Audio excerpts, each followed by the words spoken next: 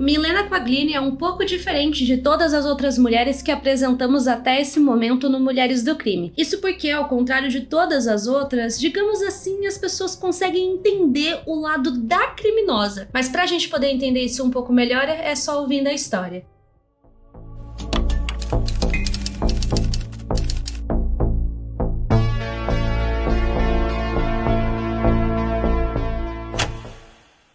Milena Quaglini, capítulo 1, Início de vida conturbada. Nascida em 1957, mais precisamente em 25 de março, em Mezzanino, cidade da Itália, temos praticamente pouca ou nenhuma informação sobre sua vida antes dos crimes. Na verdade, as únicas coisas que sabemos é justamente aquilo que ela contou para os médicos anos depois, de que seu pai era controlador, não a permitia fazer nada e também extremamente abusivo. Tanto que chegando no ano de 1976, quando completou 19 anos, época em que inclusive se formou como contadora, ela decidiu fugir de casa por não suportar mais viver com o seu pai. Após a fuga, morou em duas cidades italianas, que se chamavam Como e Lodi, locais onde trabalhou em diversas ocupações, como caixa, cuidadora de idosos e faxineira. Apesar dessa fuga conturbada, o destino a apresentou ao seu primeiro marido, com quem ela teve um filho. Infelizmente, esse primeiro marido, o qual a gente não sabe o nome, acabou falecendo devido a complicações do diabetes. Milena, então, se afogou em uma profunda depressão e acabou descontando seus sentimentos na bebida alcoólica. Talvez, em busca de mudança, Milena acabou decidindo se mudar novamente para Travaco Ticciamario, uma cidade minúscula que tem cerca de 4.000 habitantes nos dias de hoje e fica localizada a 35 quilômetros de Milão. Na cidade, encontrou emprego e também um segundo marido, Mario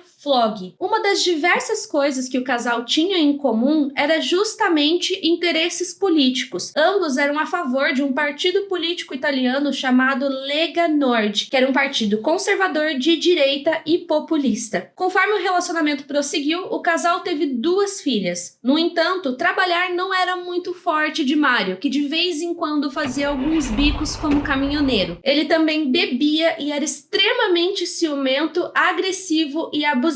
Então, Milena não viu outra escolha a não ser fugir novamente com as suas filhas, quando viu que, além do relacionamento abusivo, ela também teria que penhorar os seus bens devido às dívidas acumuladas pelo marido. Capítulo 2. Cuidadora. Agora morando em Veneto, região nordeste do país, Milena passou por dificuldades financeiras e começou a trabalhar para um idoso, cuidando dele, que tinha 83 anos de idade, chamado Gusto Dalla Posa. Inicialmente, o trabalho era tranquilo e parecia haver uma espécie de elo de confiança entre os dois. Afinal, ao pedir ajuda para reconstruir a sua vida, Gusto a emprestou 4 milhões de liras, que era a moeda utilizada na Itália nessa época. E, inclusive, após emprestar essa grande quantia de dinheiro, ele a disse que ela poderia pagar o empréstimo quando pudesse e da forma que ela desejasse. No entanto, com o passar dos dias, Gusto começou a chantagear Milena, e o ápice disso chegou no dia 25 de outubro de 1995, quando Gusto a ameaçou, dizendo que se ela não o pagasse, ela pagaria de outra forma. Esse pagar de outra forma era já insinuando que ela deveria ter relações sexuais com ele. No entanto, Milena negou as duas coisas e com isso ela foi atacada por ele. Nisso, uma luta corporal se iniciou e logo se encerrou com Milena atingindo um abajur na cabeça dele, que caiu no chão agonizando. Milena rapidamente saiu da casa e chamou uma ambulância. O homem foi resgatado, porém apesar disso, ele faleceu 10 dias depois no hospital. Inicialmente, foi alegado morte acidental, tanto que o caso foi arquivado por conta disso, porém, mais tarde, Milena confessou o crime. Nisso, ela foi condenada a 20 meses de prisão devido à legítima defesa excessiva. Capítulo 3. Reconciliação. Em busca de reconstruir sua vida, Milena decidiu então tentar uma segunda chance com seu ex-marido, o Mario Fogli. No entanto, o relacionamento abusivo continuou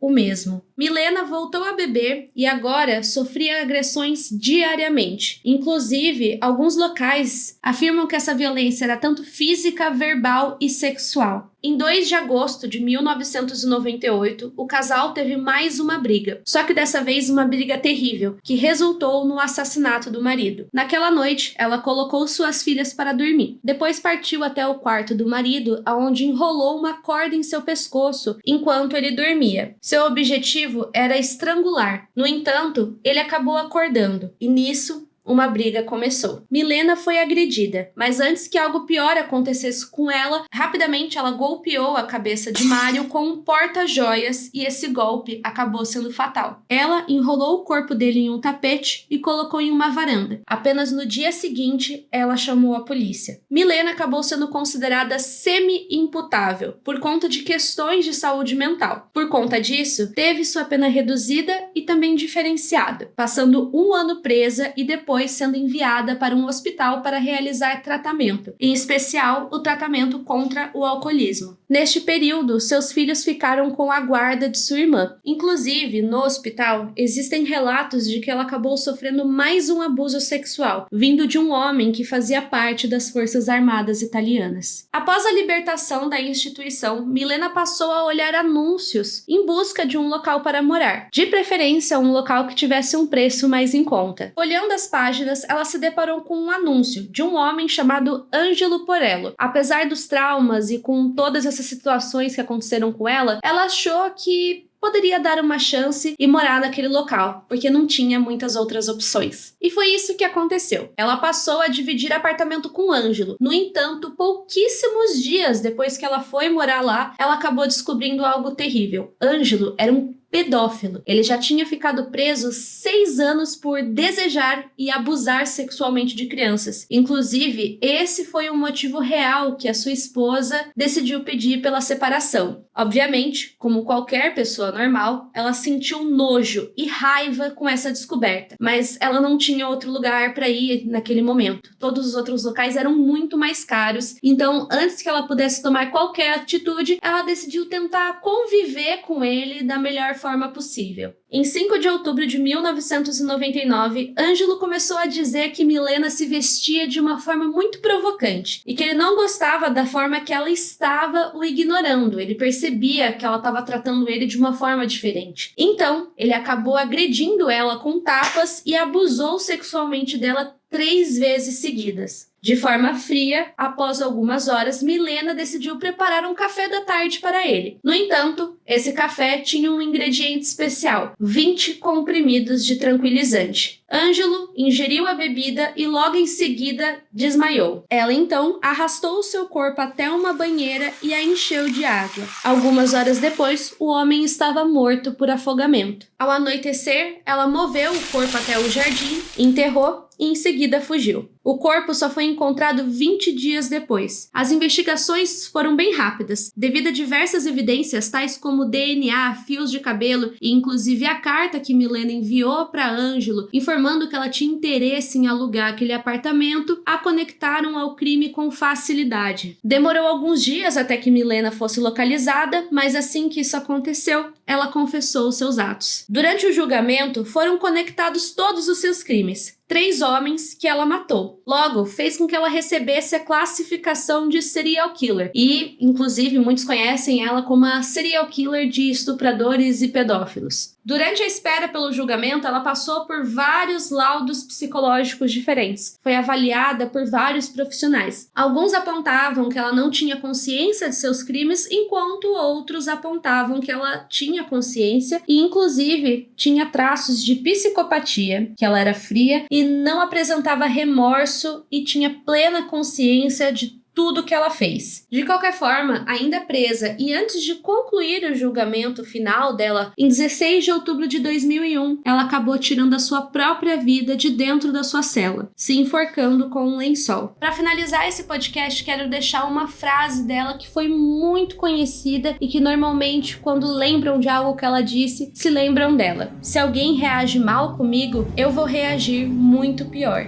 Fim.